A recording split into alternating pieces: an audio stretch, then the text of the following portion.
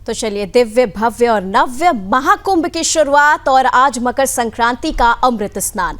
और इसी बीच आपको बता दें, दो खास लोग इस वक्त हमारे साथ मौजूद हैं। सबसे पहले हमारे साथ सहयोगी प्रयागराज से लावनी विनीत इस वक्त महाकुंभ की भूमि से मौजूद है और इसी के साथ एक अतिथि धर्मगुरु एच.एस. रावत भी इस वक्त हमारे साथ मौजूद हैं। तो चलिए एच.एस. रावत जी, आपका भी बहुत बहुत स्वागत है। और सबसे पहले शुरुआत करना चाहते हैं आपसे, क्योंकि यहाँ पर महाकुंभ की बात हो रही है, मकर संक्रांति की बात हो रही है और ऐसे में अखाड़ों का जिक्र काफी महत्वपूर्ण माना जाता है। सबसे पहले अगर अखाड़ों की बात करें तो आपसे जानना चाहेंगे कि अखाड़ा जो है वो महाकुंभ में इसका क्या महत्व है, इसकी क्या मान्यता है, इसकी शुरुआत कहाँ से और कैसे हुई?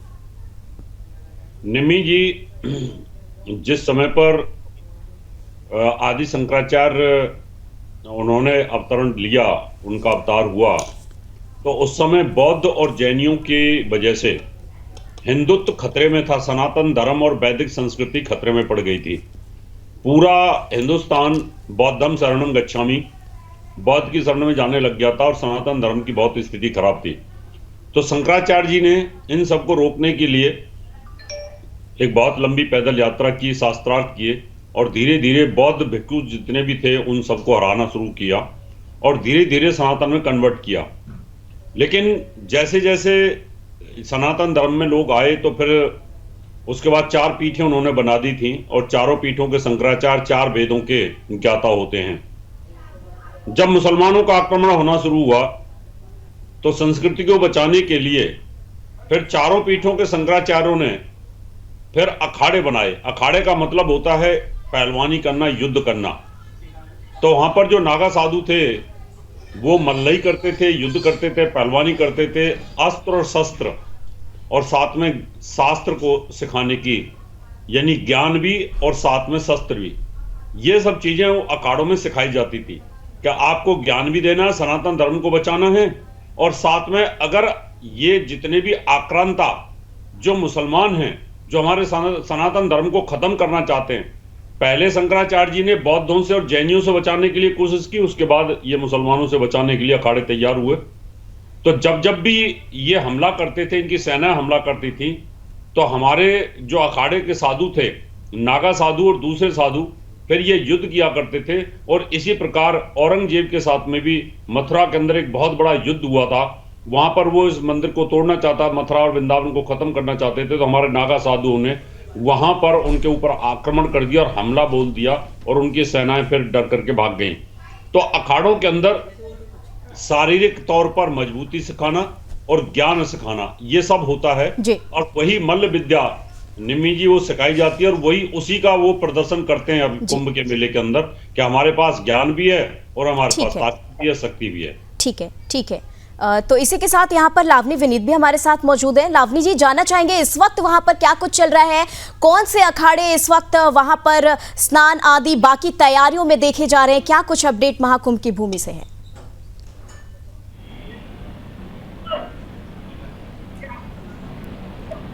जी जी जी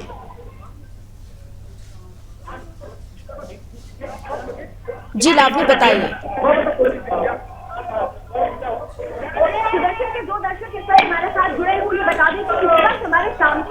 इस वक्त हमारे सामने जो अखाड़ा निकल रहा है वो दिगंबर अनि अखाड़ा है और ये अमृत स्नान के लिए आगे बढ़ रहा है। 13 अखाड़ों में शैव संप्रदाय के सभी 7 अखाड़ों का अमृत स्नान संपन्न हो चुका है और अब वैष्णव अखाड़े धीरे धीरे आगे बढ़ रहे हैं, जिसमें से दिगंबर अनि अखाड़ा जो अपने आप में बेहद खास है। ये अखाड़ा दरअसल अगर आप अंतर देखें तो जहां शैव संप्रदाय के जो संत हैं, जो महात्मा हैं, वो शिव को अपना आराध्य मानते हैं, वहीं वैष्णव अखाड़े से जुड़े हुए जो संत महात्मा हैं वो विष्णु को अपना आराध्य मानते हैं। आप जरा गौर करिएगा इनके तिलक पर। आपने सुबह देखा होगा कि शैव संप्रदाय के जितने भी संत महात्मा हैं उन्होंने जो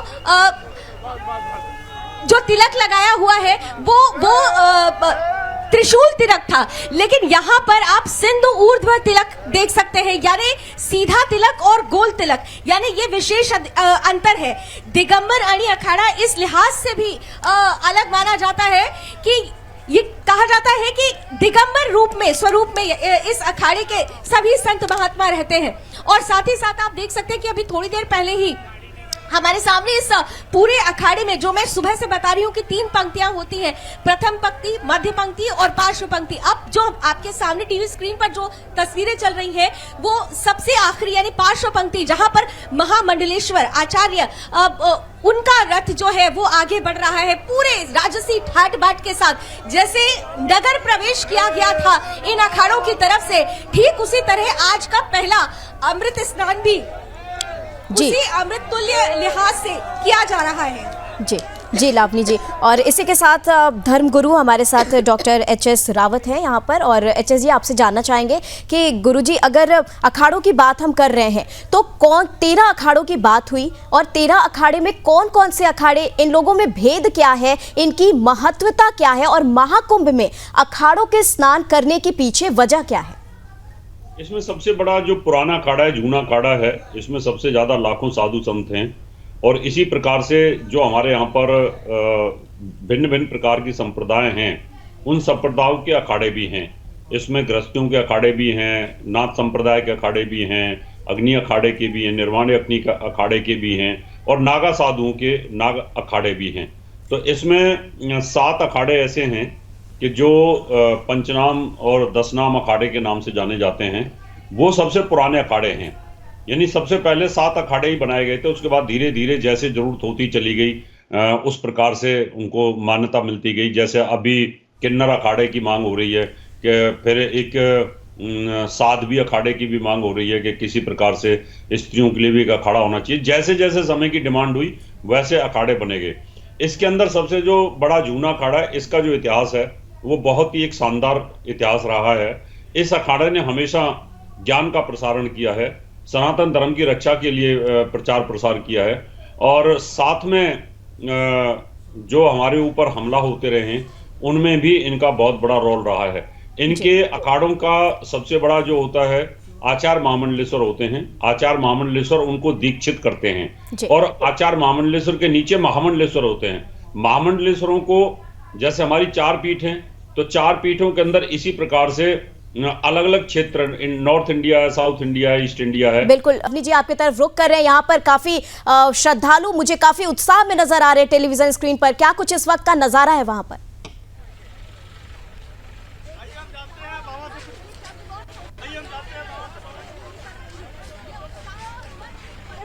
एकदम अति चरम पर पहुंच चुकी है ये परंपरा। और यहाँ पर सबसे महत्वपूर्ण यह है क्योंकि अखाड़ों का अमृत जो स्नान है वो जारी है और धीरे धीरे अपने अंतिम पड़ाव संगम की तरफ बढ़ रहा है।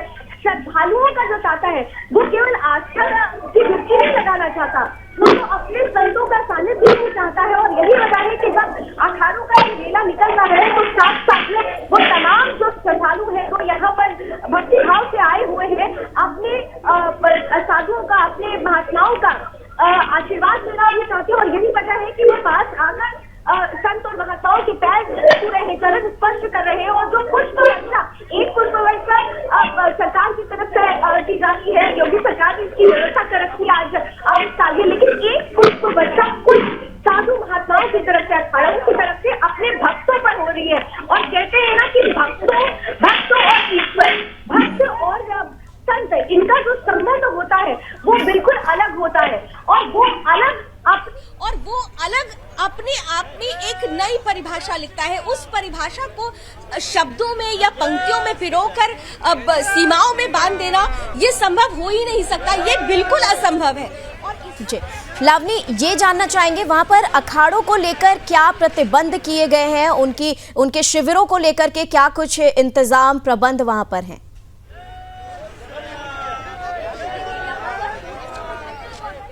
और अलग अलग अखाड़ों के लिए खास तौर से 18 से लेकर 22 नंबर यानी 18, 19, 20, 21, 22 सेक्टर में किसी की दूरी हो गई। लेकिन ये दूरी, ये नाराजगी तब तक हो गई जब दूरियों में श्रद्धालुओं का तांता लगना शुरू हो गया। यहाँ पर पहले ही ये सरकार की तरफ से बोला जा चुका है कि जो यहाँ पर श्रद्धालुओं के आने का आंकड़ा होगा वो 40 से 45 करोड़ का होगा, यानी 45 दिन का महाआयोजन, महाअनुष्ठान। और अगर एवरेज, लेकिन पौष पूर्णिमा में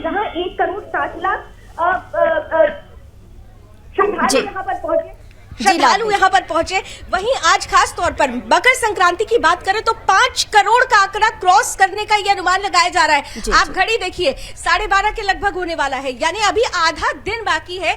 लेकिन यहाँ पर स्नानार्थियों की जो संख्या है, श्रद्धालुओं की जो संख्या है, वो 2 करोड़ को पार कर चुकी है।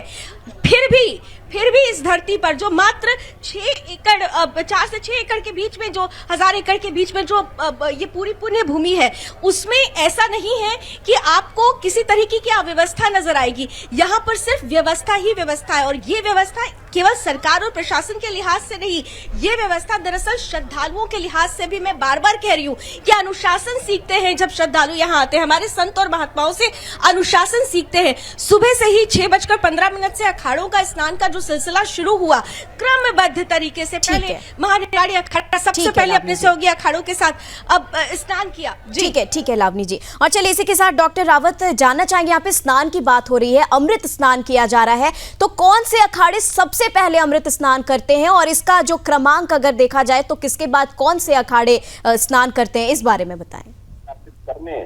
इसमें जैसे जैसे अखाड़ों की सीनियरिटी होती है, उसी के हिसाब से इनको स्नान की वैधता होती है। यानी इसमें जो अखाड़ा परिषद है, अखाड़ा परिषद के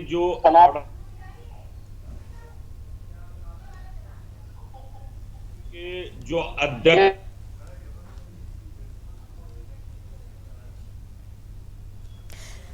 तो चलिए हम लगातार संपर्क करने का प्रयास कर रहे हैं। यहाँ पर डॉक्टर रावत जी, थोड़ा टेक्निकल लैग हो गया, उनकी आवाज़ हम तक पहुँच नहीं पा रही है। शायद एक बार फिर प्रयास करते हैं। क्या रावत जी आप तक आवाज़ पहुँच पा रही है?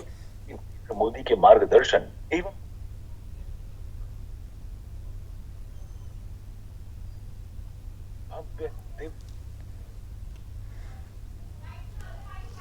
तो चलिए आपको बता दें, मकर संक्रांति का त्योहार और प्रयागराज में आस्था की डुबकी लगाई जा रही है। भव्य शुरुआत हो चुकी है महाकुंभ की, और इसी के साथ लावनी विनीत भी इस वक्त हमारे साथ मौजूद हैं, उनसे संपर्क साधने की कोशिश कर रहे हैं। लावनी जी, जानना चाहेंगे, वहां पर अखाड़ों की बात हम कर रहे हैं, अखाड़ों के स्नान की बात करें तो अब तक कौन कौन से अखाड़े वहां पर स्नान कर चुके हैं और कौन कौन से अखाड़े अभी स्नान करने बाकी हैं?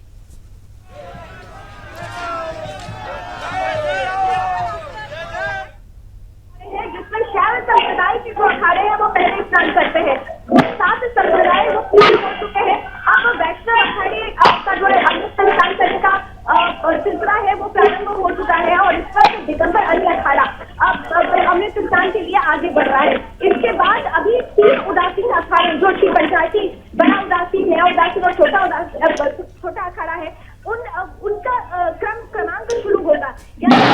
संप्रदाय के 7 अखाड़े, फिर वैष्णव संप्रदाय के 3 अखाड़े और फिर उदासीन अखाड़े के 3 संप्रदाय इस कड़ी में, इस श्रृंखला में, इस क्रम में अमृत स्नान करते हैं। आपने किन्नर अखाड़ों की बात की, तो यहाँ पर आपको बता दूं कि किन्नर अखाड़ा दरअसल जूना अखाड़े का हिस्सा हो चुका है, और जूना अखाड़ा और इसके तमाम जो सहयोगी अखाड़े हैं उन्होंने सुबह 10 बजे के लगभग हमने लाइव अपने विजुअल्स भी दिखाए थे अपने दर्शकों को, उनका पूरा हो चुका है। जी ठीक है लावनी जी, तमाम जानकारी के लिए आपका बहुत बहुत धन्यवाद। आप इसी के साथ हमारे साथ बने रहें। और यहाँ पर महाकुंभ, और यहाँ पर हमारे साथ डॉक्टर रावत भी मौजूद है, उनको भी बहुत बहुत धन्यवाद।